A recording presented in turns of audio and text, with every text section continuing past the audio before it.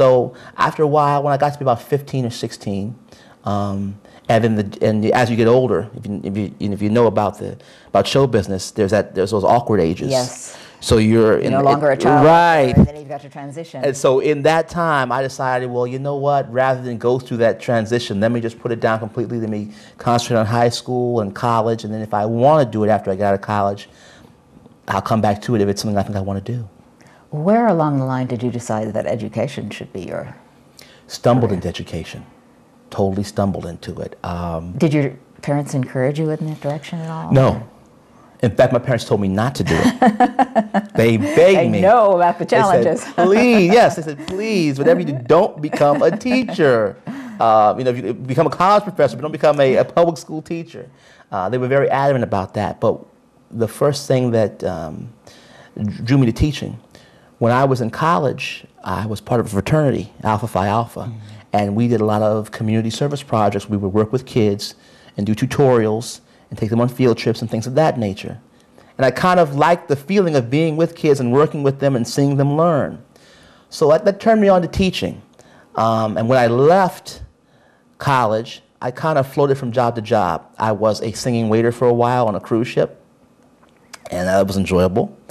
And it seemed like everything I was doing was drawing me towards kids, because whenever there was a party of kids on the boat, they would assign me to that table because I was good with children. Then I worked with a company called Poetry Alive, and we did dramatic interpretations of poetry in high schools, colleges, elementary schools, middle schools throughout the country. So once again, drawn towards education, and also did a lot of workshops with teachers, showing them how to make poetry more hands-on and more fun so the students will want to learn more poetry. So at that point I said, well, you know, every job I get, I'm surrounded by kids. And the third job that I had before I became a teacher, I was working with a nonprofit organization whose focus was to raise scholarship funds for inner city deserving students in the DC area. So everything I was doing was working with kids and teaching education. So I said, you know what, let me just go ahead and become a classroom teacher. Well, what was your major in English. English. English.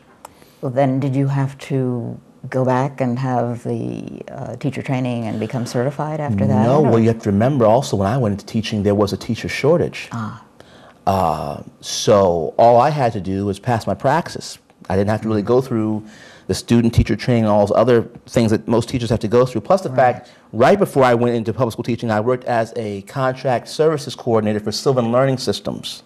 So all of my different experiences, all my different experiences, you know, they led life experience. They said, you know, you don't have to worry about all these other different training opportunities. So I just went right into it, and it was great. Well, where did you start teaching? I started teaching at a high school called Crossland High School in Prince George's County, Maryland, and I taught there for 2 years. Then I moved to DC to a charter school called Tech World Public Charter School. I taught there for 2 years. At that point, I was newly married, my baby was born, and I wanted to get out of the DC area, too much hustle and bustle. So I have my roots, my family roots are in Orange County, Virginia. So I moved into my grandmother's old home. She had passed several years earlier. And enjoyed teaching at Orange County High School for 3 years. Then I moved, you know, because of salary concerns, I moved to Spotsylvania County, and now I'm teaching at Riverbend High School, teaching and coaching JV football at Riverbend High School. Now, how did the coaching come into the picture?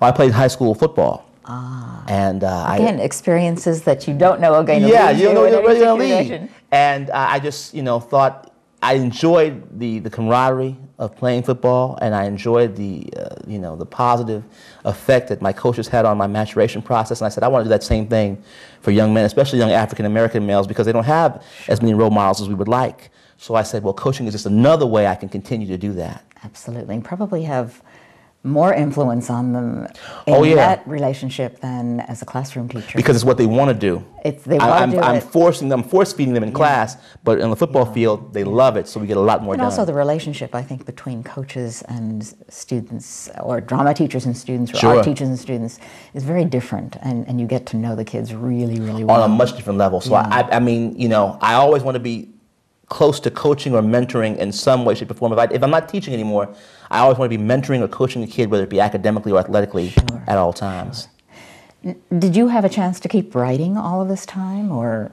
I made myself write, and that's what I do now. I'm always jotting ideas down, and I don't know what they mean necessarily. I don't know what they're going to turn into, but when I have a thought, I just might jot down 4 or 5 lines, and that will become a poem maybe 2 years from now. And I'll look back at my writings and say, what was I thinking here? Well, let me add on to that, or a new experience that's happened in my life that makes it really clear what I was going through at that point. So, that's what I do. When I'm writing books, for example, I'm just jotting ideas down, and then coming back every couple of weeks, and then before I know it, the pages build, and over the course of a year or two, the book is done.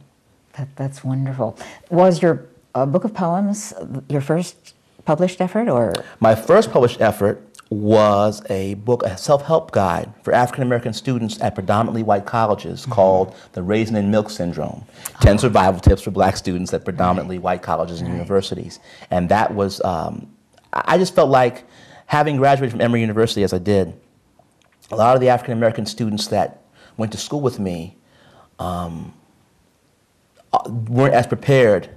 And even from a personal standpoint, I don't think any of us were as prepared as we would have liked to have been. Sure.